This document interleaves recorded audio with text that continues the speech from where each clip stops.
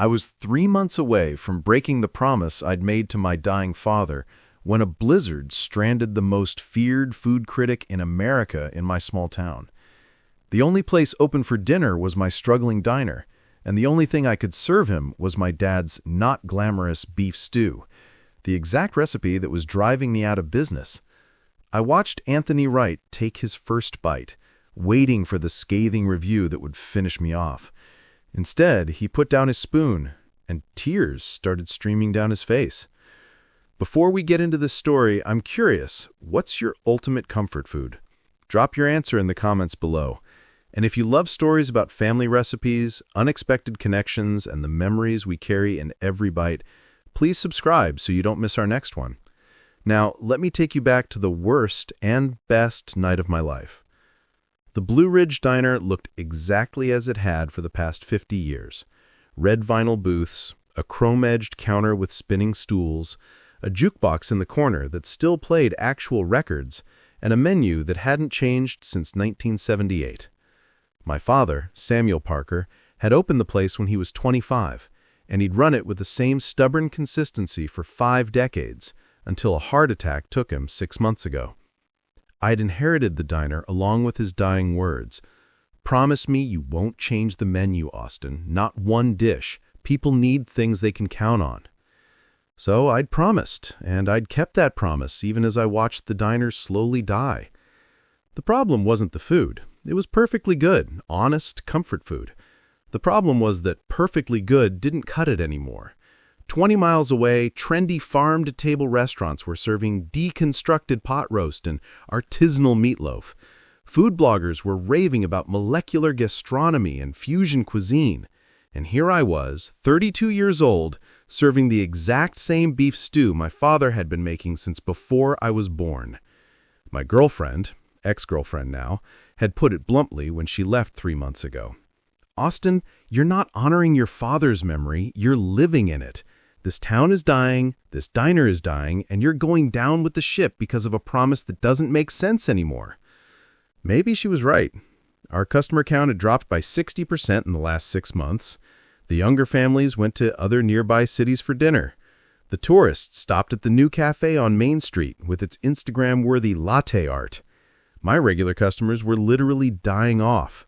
I'd attended 4 funerals in the past 6 months.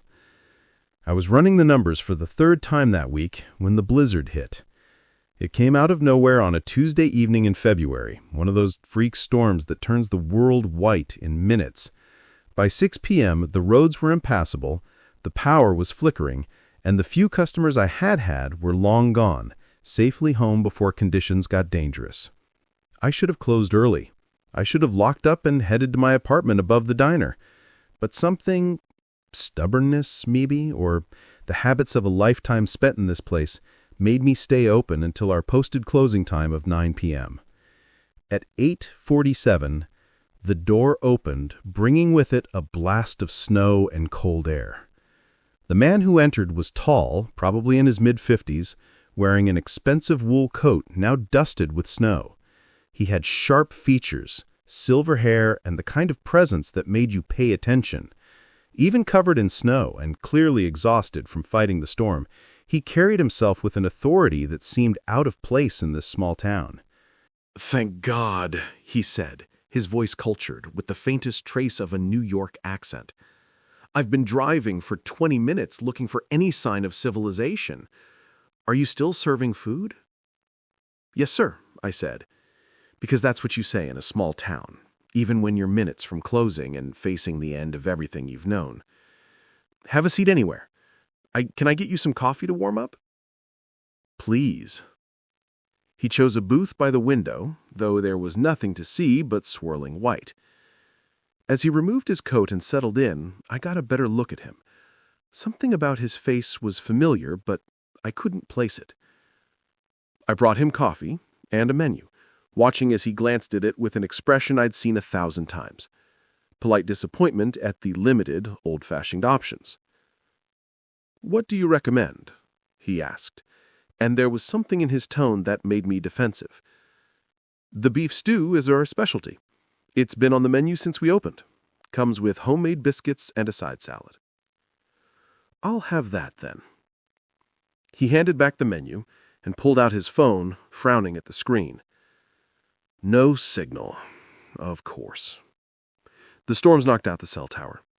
Happens sometimes. It'll be back by morning.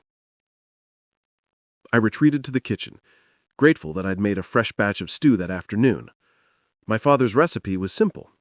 Beef chuck, potatoes, carrots, onions, celery, beef stock, tomato paste, and a blend of herbs that he'd never written down. I'd learned it by watching him, by standing at his elbow for thousands of dinner services, absorbing the proportions and techniques that he claimed made all the difference. It's not fancy, he used to say, but it's honest. Every ingredient matters, and you never rush it. Good stew is like good friendship. It takes time to develop the flavor. As I ladled the stew into a bowl and plated 2 of the biscuits I'd made fresh that morning, I felt the familiar weight of inadequacy. This was comfort food, diner food, nothing special. It was the kind of meal that made people feel at home, but it wasn't going to save my business or make anyone think I was anything more than a small-town guy serving his dead father's recipes. I brought the meal to the stranger, along with butter for the biscuits and a glass of water. He nodded his thanks and picked up his spoon. And that's when it hit me. I knew exactly who he was. Anthony Wright. The most feared food critic in America, the man who'd shut down a 3 Michelin star restaurant in Manhattan with a single devastating review. The writers whose columns in Culinary Quarterly could make or break a restaurant's reputation overnight. And I'd just served him my father's pedestrian beef stew in a dying diner in the middle of nowhere. My heart started pounding. I considered saying something, maybe apologizing in advance for the simplicity of the meal, but what would I say? Sorry, this isn't up to your usual standards, but it's all we've got? That would just make it worse. Instead, I retreated behind the counter, pretending to clean the coffee machine while watching him out of the corner of my eye. Wright lifted a spoonful of stew to his lips, inhaled the aroma briefly, and took a bite. Then he went completely still. His spoon clattered back to the bowl. He stared down at the food like it had just spoken to him. And then, to my absolute shock, tears began streaming down his face. Not a single tear, not a subtle welling up. Actual tears, flowing freely down the cheeks of a man known for his brutal, emotionless critiques of the world's finest restaurants. I stood frozen behind the counter, having no idea what to do. Had I somehow poisoned him? Was he having an allergic reaction? Should I call for help? And if so, how, with no cell service and the landline only reaching the volunteer fire department? Wright pulled out a handkerchief and wiped his eyes, but the tears kept coming. He took another bite of stew and his shoulders started shaking. I couldn't stand it anymore. I walked over to his booth. "Sir, are you okay? Is something wrong with the food?" He looked up at me with red-rimmed eyes, and when he spoke, his voice was thick with emotion. "Where did you get this recipe?" The question wasn't what I had expected. It's my father's recipe. He made it the same way for 50 years. Why?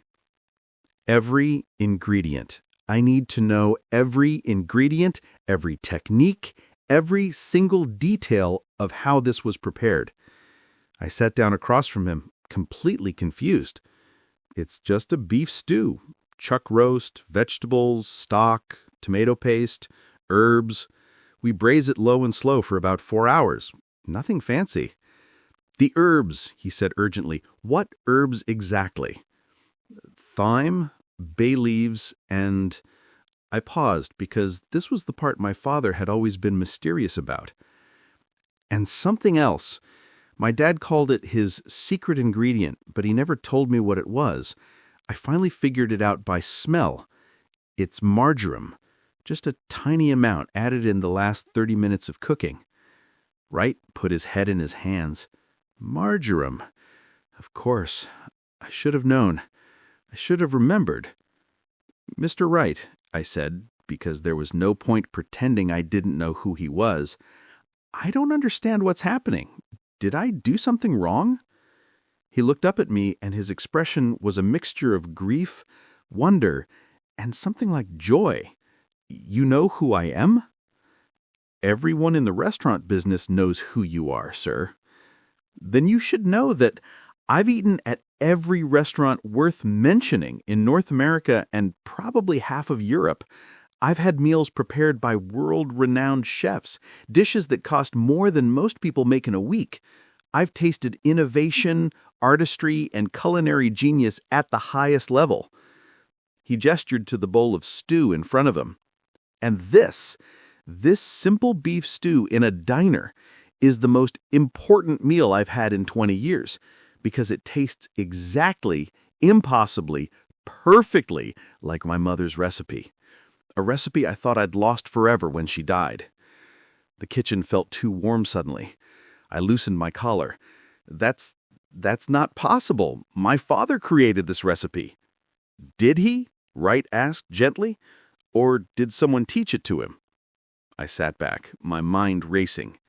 My father opened the diner in 1978 when he was 25. He'd always said he'd learned to cook from the best teacher he ever had, but he'd never elaborated. I assumed he meant his own mother, my grandmother, but she'd always insisted she'd never taught him anything beyond how to boil water. My mother's name was Catherine Wright, Anthony continued. Before she married my father and moved to New York, she lived near here. She worked in restaurants, saved every penny, dreamed of opening her own place someday. She had a gift for cooking, not fancy food, but the kind that made you feel loved. Her beef stew was legendary among the people who knew her. He took another bite, closing his eyes as he tasted it. She died 20 years ago. Suddenly, an aneurysm. She was gone before any one of us could say goodbye, and her recipes died with her. She never wrote anything down, said cooking was about feeling and instinct, not measurements. I tried for years to recreate her stew, but I could never get it right. The closest I came was missing something, some element I couldn't identify. The marjoram, I said quietly. The marjoram, he confirmed. She called it her secret whisper, just enough to add complexity without being identifiable. I'd forgotten. I'd tasted it thousands of times, but never knew what it was. But how would my father have known her recipe? Wright pulled out his wallet and extracted an old, worn photograph. He handed it to me. I keep this photo of her in my wallet because it shows how happy she was in a kitchen since her youth. The picture showed a young woman, probably in her mid-20s, standing in a kitchen I recognized immediately. The Blue Ridge Diner's kitchen, looking newer, but unmistakably the same. She was laughing, wearing an apron, holding a wooden spoon. Next to her, with his arm around her shoulders, was a young man I also recognized from old photographs. My father, decades before I was born. I turned the photograph over. On the back, in fading ink, was written, Catherine and Sam, 1979, best kitchen partner I ever had. I promise to never change your stew. Farewell, Cat. S.P. The world seemed to tilt. That's my father. They worked together? She must have, Wright said, his voice soft with wonder. Before she moved to New York, before she met my father. She must have worked here, taught your father her recipes, made him promise to preserve them. I thought about my father's dying words, about his insistence that I never change the menu. I'd thought it was about tradition, about stubborn consistency, but it wasn't about that at all. It was about keeping a promise to a friend, about preserving something precious that had been entrusted to him. Mr. Wright, I said, my own voice getting thick now. My father made me promise the same thing. On his deathbed, he made me swear I wouldn't change the menu. I've been keeping that promise even though it's killing this business. I thought I was being loyal to him, but really, I was being loyal to your mother's recipes. We sat there in silence for a moment, two men connected by a woman's food, by a recipe that had survived decades and traveled through generations. "May I see your kitchen?" Wright asked, finally. "I'd like to understand how this miracle survived." I led him through the swinging door into the Blue Ridge's small, efficient kitchen. Everything was old but meticulously maintained. The 6-burner stove my father had bought used in 1982, the ancient refrigerator that still ran perfectly, the wooden cutting boards worn smooth by decades of use. Wright moved through the space like he was touring a cathedral. He ran his hands over the counters, examined the pots hanging from their hooks, studied the spice rack with its labeled jars. "This is exactly the kind of kitchen she loved," he said. "Simple, honest, built for doing good work rather than showing off. She used to say that fancy equipment was just a way of covering up for lack of skill." "Mr. Wright, can I ask you something?" "Call me Anthony. I think we're past formalities." "Anthony, then. Why did you become a food critic? If you loved your mother's cooking so much, why spend your life judging other people's food so harshly?" He was quiet for a long moment, still looking around the kitchen. "Honestly, I was looking for her. In every restaurant, every meal, every dish I reviewed, part of me was searching for that feeling of home, that sense of being loved that her cooking gave me. When I couldn't find it, and I never did, not once in 20 years, I got angry, bitter. I took out my disappointment on chefs who were just trying to make people happy, the way my mother had." "That's why your reviews are so harsh," I said, understanding dawning. "You weren't judging the food, you were mourning what you'd lost." Perhaps. Though that's not much of an excuse for the damage I've done to good people's livelihoods. He turned to face me. "Austin, may I ask you something now?" "Of course. What are you going to do with this place? Your father's been gone 6 months. You must have thought about your own future." The question I'd been avoiding for months. "I don't know. I promised him I wouldn't change anything, but the diner's dying. We're losing money every month. In 3 months, maybe 4, I'll have to close the doors permanently." "Because you're serving your father's food, your father's way, to a world that's moved on," Anthony said. "But what if the world hasn't moved on? What if it just forgot what really matters?" I don't understand. He gestured around the kitchen. "This place, this food, these recipes, they're not old-fashioned or outdated. They're authentic. They're real. In a world of foam and tweezers and ingredients that no one can pronounce, you're offering something that's become rare. Honest comfort, made with skill and preserved with love.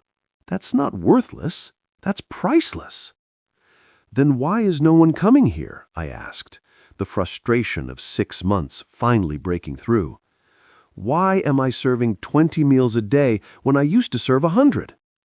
"Because no one knows what you have," Anthony said simply. "You're the best-kept secret, and secrets don't keep restaurants open. You need to tell your story, and I think I know how to do that." The storm continued through the night. Anthony called his assistant on the diner's landline to explain he'd be delayed, then helped himself to more stew and biscuits while we talked.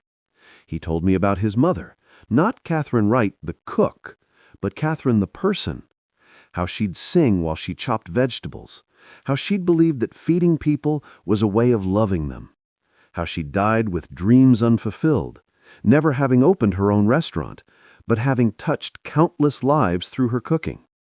I told him about my father, about his stubborn integrity, his pride in doing things right, his belief that consistency was a virtue, about how he'd worked 7 days a week for 50 years, how he'd fed generations of the town families, how he died in the kitchen doing what he loved.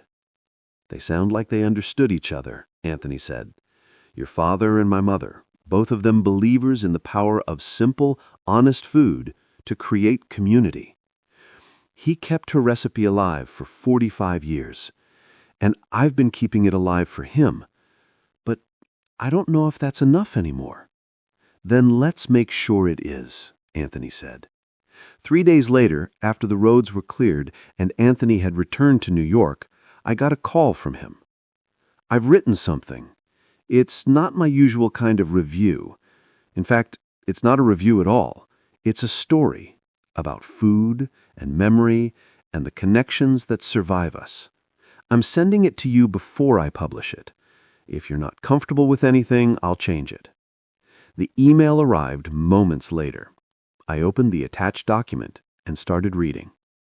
The Stew That Stopped Time, a personal essay by Anthony Wright. It wasn't a critique. It wasn't a rating or a technical analysis.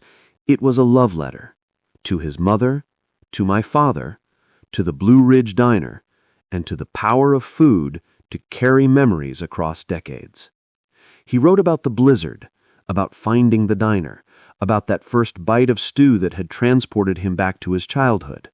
He wrote about learning the impossible truth that his mother's recipe had survived, preserved by a man who'd promised to never change it, and carried forward by a son honoring his father's wishes. He wrote about authenticity in an age of artifice, about the difference between cooking that impresses and cooking that comforts, about how the most important ingredient in any dish isn't something you can buy or measure. It's the love and care that goes into its preparation. And he wrote about the Blue Ridge Diner as a place that mattered, a place worth preserving, a place where anyone could find what he'd found, a taste of home, a connection to the past, and proof that some things are worth keeping exactly as they are. I called him immediately. Anthony, I can't let you publish this. It's too personal, and the attention is exactly what you need, he finished. Austin, this essay is the most honest thing I've written in my entire career. For 20 years, I've been a critic, tearing down other people's work while searching for something I didn't even know I could find. You and your father gave me back a piece of my mother. Let me give you something in return. What if people come and they're disappointed? What if the food isn't good enough? The food is perfect, Anthony said firmly. It's been perfect for 45 years. Trust me. Trust your father. Trust Catherine. They knew what they were doing. The essay published in Culinary Quarterly 3 days later and went viral within hours. By the end of the first day, my phone, the diner's landline, since I still didn't have a website or any real internet presence, was ringing constantly with people asking about our hours, our menu, how to find us. By the end of the first week, we had reservations booked out for 3 months. By the end of the first month, I'd had to hire back the 2 servers I'd let go and bring in a part-time cook to help me keep up with demand. People came from all over New England to taste the stew that made Anthony Wright cry. They took pictures of the diner, of the menu, of their meals. They wrote their own blog posts and social media updates about finding this hidden gem. But more than that, they came for what Anthony had described: authenticity, connection, the feeling of being in a place that valued tradition and quality over trends and profit margins. The Blue Ridge Diner was saved, and in the process, I'd discovered why my father had made me promise to never change the menu. It wasn't about the food being perfect, though it was. It wasn't about stubbornly clinging to the past, though it might have seemed that way. It was about understanding that some things have value precisely because they don't change, because they remain constant in an inconstant world. My father had kept Catherine Wright's recipes alive not because he was stuck in the past, but because he understood they were worth preserving. And by making me promise to do the same, he'd ensured that her legacy and his would continue. 6 months after the essay published, Anthony returned to the town. This time he wasn't stranded by a blizzard. He came intentionally, driving up from New York on a beautiful September afternoon. He wanted to see it, he said, looking around the now bustling diner. He wanted to see what happened. Every booth was full. Every stool at the counter was occupied. And in the corner, there was a new addition.